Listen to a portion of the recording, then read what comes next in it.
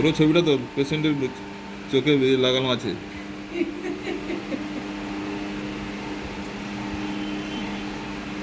যারা দেখবে ওরা কি ভাববে যে এর চোখের অপারেশন হয়েছে, দাঁত তুলছে। এখানে চোখের অপারেশনও হয়, দাঁতও তোলা হয়। এখনো রূপাদির ফোনে ভিডিও কলিং করে করে দেখানো উচিত তো বল। আমি তো দেখিয়ে দেবে, এই ছবিটা পাঠিয়ে দেবো।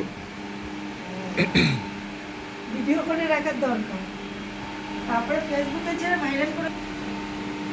এরকম আবার অনেক পেশেন্ট দেখে বলবে আমারটাও চোখ মাথা। সবাই করতে বড় চাইবে। হাঁ করো।